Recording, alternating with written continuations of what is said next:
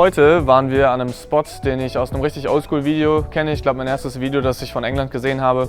Und es gibt eine Menge Sprünge, die ich mir angeguckt habe und wo ich gedacht habe, hey, die könnte ich heute machen.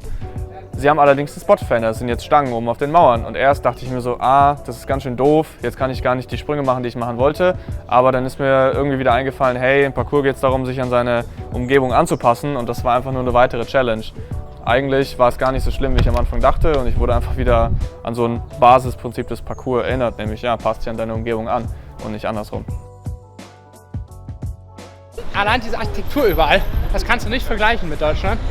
Und ich habe das Gefühl, hier in Cambridge, egal wo du hingehst, denkt sich irgendwer, ja, da fehlt noch ein Geländer, bau doch mal ein Geländer hin. Obwohl es nicht mal einen Abgrund gibt oder sonst irgendwas, da wird einfach ein Geländer hingebaut. Ja, und deshalb kann man super geil trainieren. Es ist ziemlich interessant, den Spot erstmal zu sehen, und wenn man den in etlichen Videos immer wieder gesehen hat, seit 2007 etwa, seit ich das trainiere, seit ich Parcours mache, einfach mal da zu sein, das ist so wie andere Leute, die den Eiffelturm besichtigen und zum ersten Mal sehen. Es ist die gleiche Community wie bei uns auch, genauso freundlich. Man redet Englisch über die ganzen Moves und versteht sich einfach wunderbar, weil man halt genau das Gleiche trainiert und ist in seiner eigenen Welt.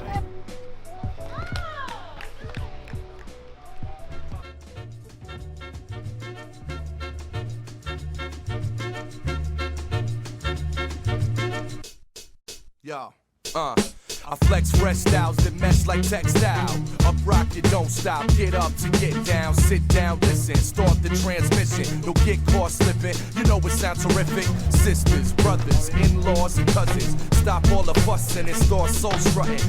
Push the button. We up in the function. Surreal as please. No need for introduction. You know the steez, I spit and flow with ease. So we gonna make waves from here to overseas. It's the boom bap connection. True school perfection. To have all the true hip-hop fans reflecting on why they got into this music in the first place. Radio is sour in your mouth, it leaves the worst taste. First base, triple threat, home run in the zone with the microphone. Shogun, yo, Jay and Solo steps to the party. The met by the super devastating MC. So real, you can feel they making history instantly.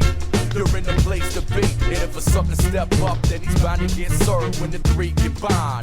Fresh as a word, and yo, haven't you heard it's surreal in the P's, and they got what you need in the place to be. Come on, while we in the lab, composing it great. Jay's on the board, solos in the crate. I'm on time, controlling the pace straight. Writing rhymes so my flow can escape. It's just three brothers with the wisdom of 10. Soul ignition, so let the mission begin. For those that oppose, take a piss in the wind, cause I delegate the melody and rhythm within. I'm ripping the pen and they chopping the break. Together so clever, man, we got what it takes. I've come too far to front, so I'm not gonna fake. My voice deep like the drop of the bass, rocking the place. 3 rap fans with a master plan. FL to ST, all the way to Japan. What will they create? You gotta wait and see. Cause in the lab with the 3, it's the place to be. Jay and Solo in the laboratory, are met by the super devastating MC. So real, you can feel they making history.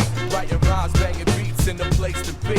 Once the break is found, it's bound to get chopped when the 3 combine. Yo, they just don't. Für mich ist Parcours ziemlich viel mit einem Freiheitsgefühl verbunden, weil ich selbst in der Lage bin, durch die Bewegung, die eben nicht wie beim Turnen speziell an bestimmte Bewegungsstrukturen gebunden ist, mich auszudrücken. Und ich finde es auch cool im Parcours, dass man, egal wo man ist, eigentlich immer trainieren kann und dass es keine Grenzen in dem Sinne gibt, außer dass man natürlich Privateigentum respektiert und andere Sachen, die eigentlich selbstverständlich sind.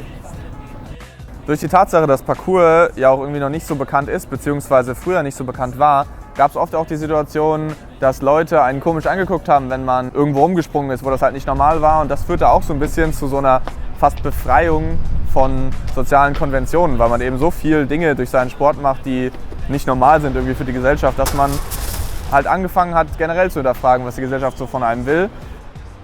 Und das führt dann auch fast zu so einer Generalisierung eben dieser Lösung von gesellschaftlichen Konventionen, was eben auch zu einer Freiheitssteigerung, sage ich mal, führt.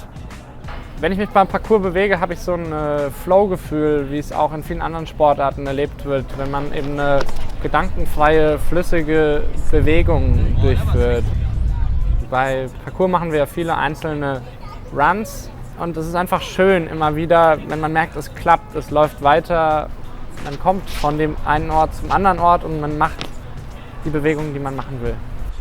Also ich muss sagen, bei Parkour generell, wenn ich mich wirklich konzentrieren muss auf eine Bewegung, gibt mir das sehr viel Freiheit von Gedanken vor allem, weil man hat es ja oft, dass man über den Tag an sehr viele Dinge denkt, aber im Parkour muss man so fokussiert sein auf die Bewegung, weil die Konzentration einfach notwendig ist für die Sicherheit, dass man eben dann frei wird automatisch von diesen Gedanken.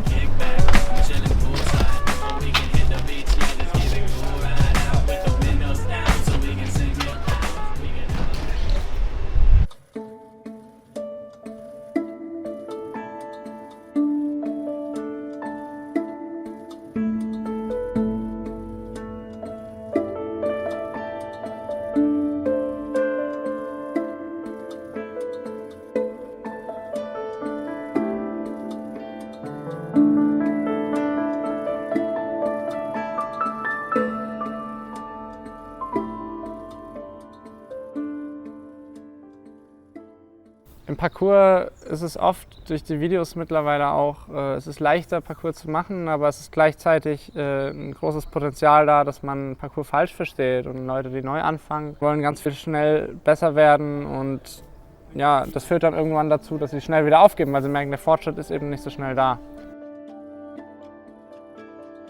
Ja, so ein Vorteil heute mit Parkour anzufangen ist natürlich, dass es viel bekannter ist. Also man wird nicht mehr so oft von Spots rausgeschmissen, weil die Leute schon ungefähr wissen, was man tut. Und es gibt natürlich irgendwie Hallen und Trainer, die schon ein bisschen Erfahrung haben und einem sagen können, wie man zum Beispiel landet und wie nicht.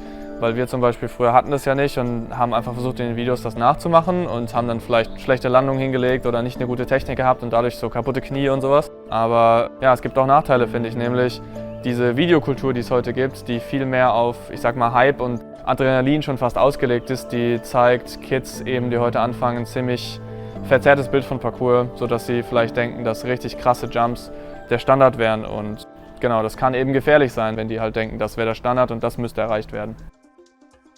Oft sieht man nur den Sprung und nicht diese ganze Prep vorher, also sich irgendwie die Kanten angucken und sowas oder diesen Sprung immer und immer wieder probieren, bis er eben komplett funktioniert. Und ich glaube, das kann auch ein falsches Bild erschaffen für Leute, die mit dem Sport anfangen, weil sie halt immer nur den Erfolg sehen und nie wirklich die Vorbereitung. Und ich denke, das ist wichtig, dass man heutzutage in den Videos eben auch Vorbereitung zeigt.